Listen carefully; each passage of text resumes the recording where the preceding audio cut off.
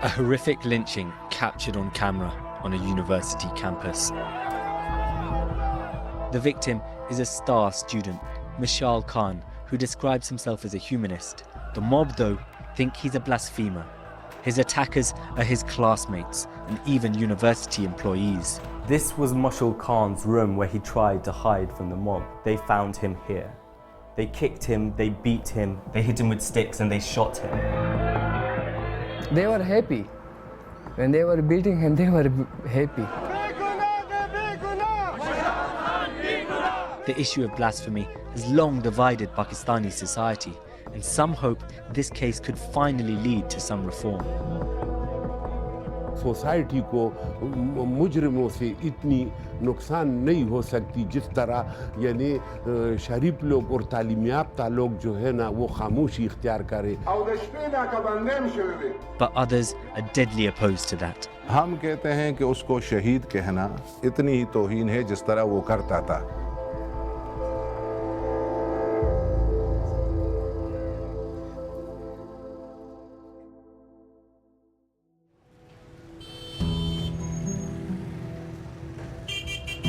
This is the village of Zaida in Pakistan's northern Khyber Pakhtunkhwa province. It's where Mashal Khan grew up. And it's where his family still live. They're trying to keep his room just as it was before his death.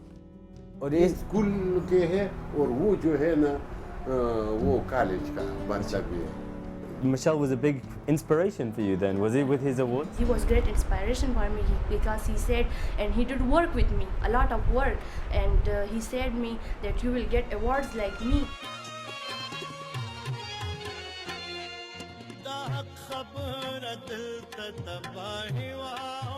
Supporters have composed poems and songs in Mashal's honour. For Mashal's normally reserved father, himself a left-wing poet, they can be hard to listen to.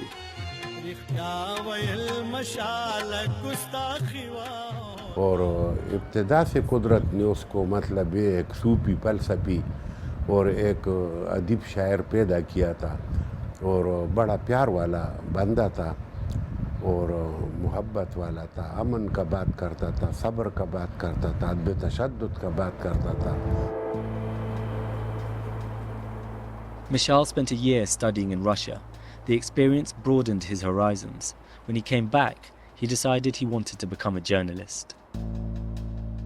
पहले वो engineering के लिए गया तो उसने बाद में कहा कि यार मैं सहाफ़ी बनना चाहता हूँ, मैं लोगों के मसाइल की बात कर सकता हूँ और इसके हवाले से मैं सच्चाई भी बयान कर सकता हूँ.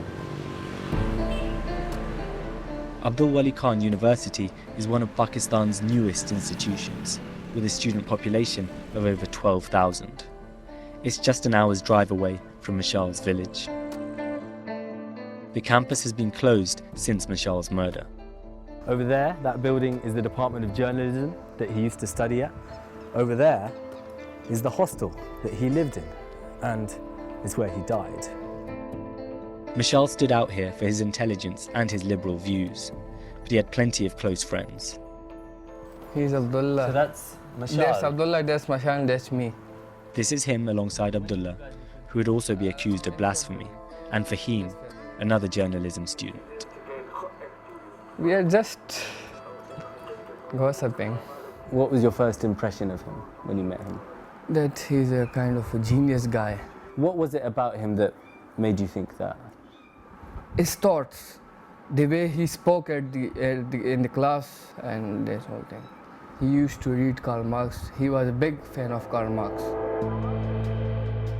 Mashal would debate with more conservative students. He described himself as a Muslim, but also as a liberal. Over time, debates turned to threats. तो इस तरह की बात ये जो blasphemy की बात हो रही इस तरह मेरे सामने कभी उन्होंने नहीं की. He used to discuss with religious fanatics. He knew that, but he used to discuss these things. And what would they talk about? What was their discussions about? About Islam and religion. यही बहस के दौरान मशाल के साथ कोई तकरार हुई थी, तो उसके बाद मशाल तस्बीह लेकर आता था. ये थ्रेट क्यों किया? क्योंकि वो समझते थे कि he is an atheist, agnostic, और वो अपने साथ और लोगों को भी मिला लेगा और स्टूडेंट्स को भी, तो इसको हमें रोकना चाहिए इसको. Did he ever think that he should stop talking about his views, or? Yeah, several times he thought that, but I think he couldn't. He was outspoken. Blasphemy is probably the most emotive topic in Pakistan. It's legally punishable by death. Though no one's ever been executed for it, dozens who've been accused of it have been killed by mobs. In the lead up to Mashal's killing, the authorities were talking about banning all social media to prevent what they call blasphemous material being spread online. And even after Mashal's death, the Pakistan Telecoms Authority sent out this text message to all Pakistanis saying, uploading and sharing of blasphemous content on the internet is a punishable offence under the law. Such content should be reported for legal action. And what critics say is that this kind of message encourages a kind of vigilantism. Blasphemy allegations are often used in Pakistan as a way to settle personal feuds.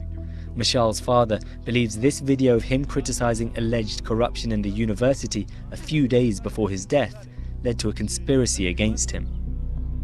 Police have also collected evidence suggesting student politicians, jealous of Mashal's influence, wanted him out of the university. It's hard to know what of that is true. What we do know is that most of those who took part in the violence did believe Mashal was a blasphemer. I think at one time, the notion or the thing or plan of action in Pakistan was that if somebody wanted to get someone killed, they'll go hire what we came to know as target killers, guns for hire, mercenaries. Now, just release a rumor that this guy committed blasphemy. He'll either be killed or forced to leave the country. Dozens of Mashal's fellow students who appeared in the videos of the killings have been arrested. Some were members of religious student organisations, others left-wing ones. I wanted to understand what was behind their brutality. I've managed to get hold of some of their statements to police. One of the statements is from one of Mashal's fellow journalism students. His name's Rajahat, and in it, in the slightly bizarre language of the Pakistani court system, he says he's long accused Mashal of having nefarious and devilish designs, as well as an anti-Islamic attitude. We're about to go and meet Wajahat's father. Wajahat is not accused of having beaten Mashal, but of helping incite the attacks by accusing him of blasphemy in front of a group of other students. His father is a retired university professor who spent 5 years studying in Dundee. Had he ever spoken to you about this boy, Mashal Khan, before? Yes. He told me that this guy is talking about blasphemy. I told him, let inform your chairman, department chairman, and ask him to settle the problem. He's adamant Mashal was committing blasphemy and should have been expelled by the university. In the law, nobody should commit blasphemy, otherwise he will be hanged. But what will happen if somebody is repeatedly going this, saying this, and nobody is taking action? So who is responsible for this? Do you think that Mashal has some responsibility over his own death, basically? Yes, he is responsible for his own death. I think so. If my son commits blasphemy and somebody kills him, so he is responsible for this death. The day of the lynching, it seems, began like any other. Mashal apparently had no idea what was about to happen.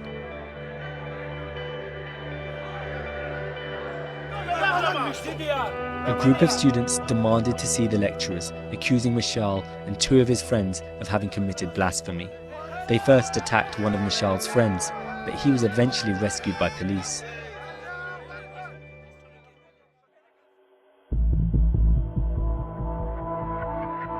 The mob began to swell in number, chanting slogans against Mashal. But Mashal was hiding in his hostel. Friends had warned him the mob was after him. He began frantically calling and texting friends. We've seen some of his last messages. Mashal writes, They're falsely saying I insulted the Prophet. His friend asks, now what's happening? Then, Mashal, where are you? Mashal never replied. The mob found him on the second floor of his hostel. Here's his room. It's still in the same condition. It's kind of incredible. I came here the day after the murder. It's now over a month. And it's like nothing's changed. This room is in exactly the same mess that it was the day Mashal died, down to what seems to be one of his last meals and its remnants lying over there. The only thing that seems to have changed is that here, when I came the day after the murder, he had a poster of Che Guevara and a poster of Karl Marx, and someone's ripped them down.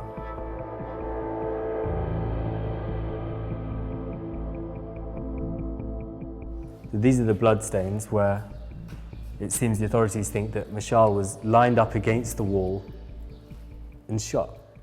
At least 2 eyewitnesses that I've spoken to say that after he was shot, he was still alive, and they tried to carry his body back down the stairs to try and get him some help, because after the shots had rung out, the mob dispersed and they were able to try and rescue him. They told me that his last words that they were saying to him was he was reciting the Muslim statement of faith, that there is no God but Allah and Muhammad is his messenger. But when they got to the bottom of these stairs, the mob had reassembled and they'd managed to grab his body back. From this point, Mashal's last moments are captured on mobile phones. His fellow students beat him as he lay dying. The videos were instantly shared across Pakistan. Their brutality and the brazen nature of the killers, who make no attempt to disguise their identity, shocked the nation. Mashal was eventually dragged outside. Even long after he was dead, they continued beating his body. Police were present, but were either unable or unwilling to stop them.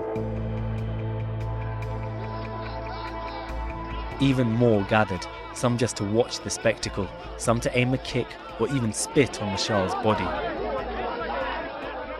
They were saying that, "Aao maro ke sawab mile aapko. Laat maro, hit him." They were happy. When they were beating him, they were happy. After killing Mashal, the mob gathered in celebration. Leading them is a local councillor for a mainstream political party, one of the few remaining suspects still at large.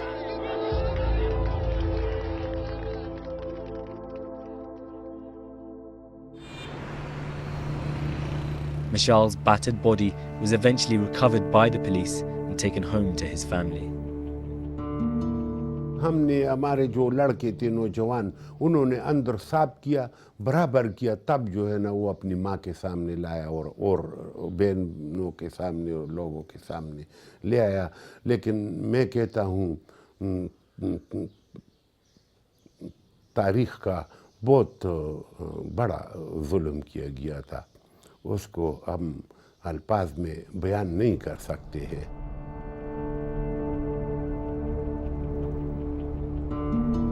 I'm still struggling to understand what led to this massive escalation in violence. Why did the students form a mob now?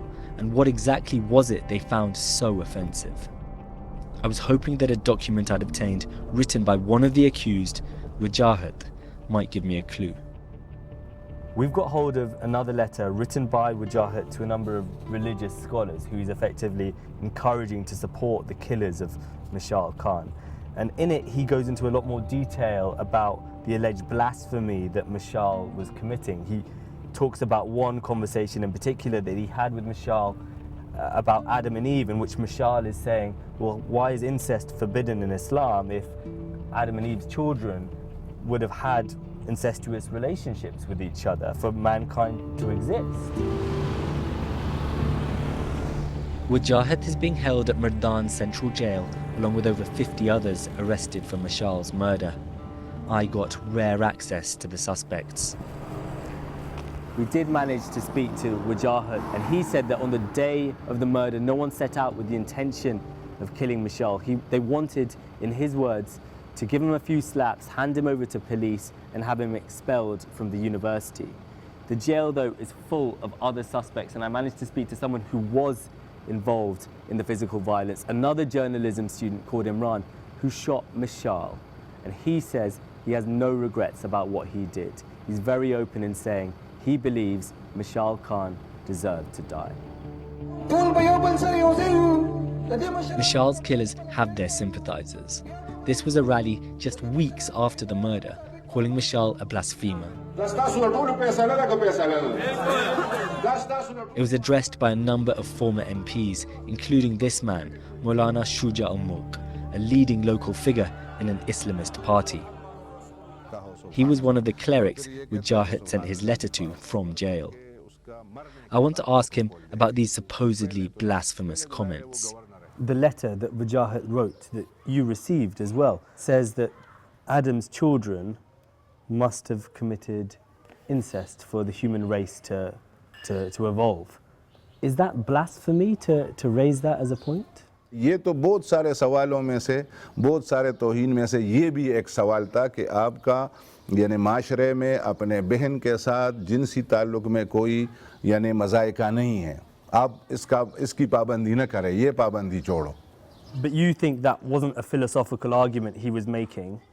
उसके जहन में वो ये नहीं है कि ये मालूम करना चाहता है, बल्कि लोगों को वो तरगीब देता है कि उसको माइल करे कि ये काम करें. We're talking about whether Mashal committed blasphemy or not, but for lots and lots of people around the world, it's irrelevant. No matter what he said, whatever he might or is alleged to have said, nothing can justify killing someone, and especially not in that way. एक justification एक अलग चीज़ है. Justification तो लोगों को देता है, वो अदालत देता है, जज देता है. हम ये नहीं कहते कि लाश के साथ इस तरह होना चाहिए, या शरीयत ये कहती है, या इस्लाम ये कहता है, बल्कि सज़ा भी इस तरह हो कि बस अगर उसको मारना भी है तो तकलीफ ही ना हो, बस इसको दफन करना है बस.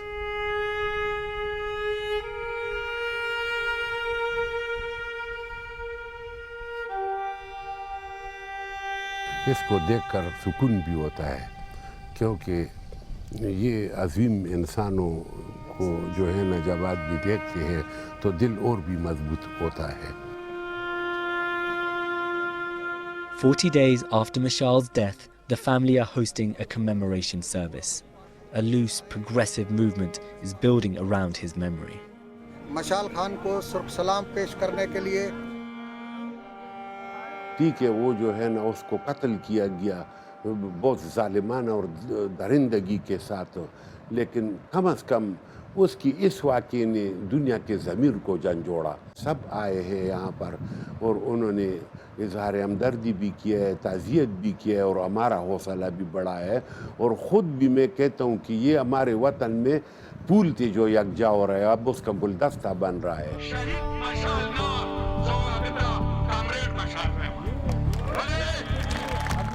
A few thousand turn out for the rally. The red caps belong to supporters of a local left-wing political party. Others are just individuals wanting to show solidarity. None of the mainstream political parties are here, but by Pakistani standards, it's unprecedented given the accusations against Mashal. Banners proclaim him as a martyr. But the movement in honour of Mashal is also gathering enemies. Despite repeated announcements from the police that Mashal had not committed blasphemy, Shuja al-Mulk is convinced he was. हम कहते हैं कि उसको शहीद कहना इतना ही गुनाह है, इतनी ही तौहीन है जिस तरह वो करता था. And he is adamant there'll be no change to the blasphemy laws.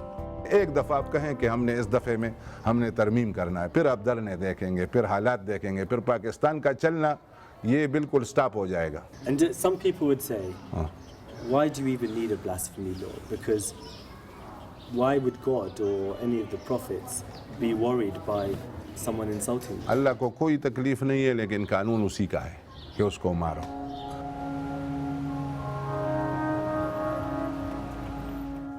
Even other religious scholars have come out in support of Mashal and said that the way he was killed was wrong and that we have to guard against false accusations of blasphemy.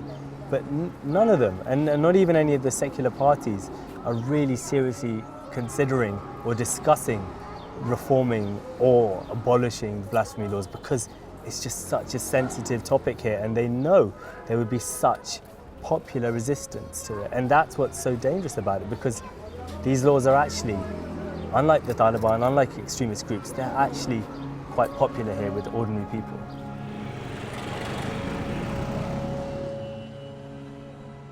Abdul Wali Khan University has now reopened, although some students told us they were trying to transfer, worried by its new reputation.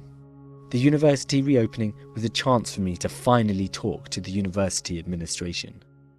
Isn't it a failure of the university that its students held, or some of its students held, such extreme views that they thought it's acceptable to lynch and kill someone in this way? It's a failure of Abdul Wali Khan University, but it's a failure of Pakistani education system.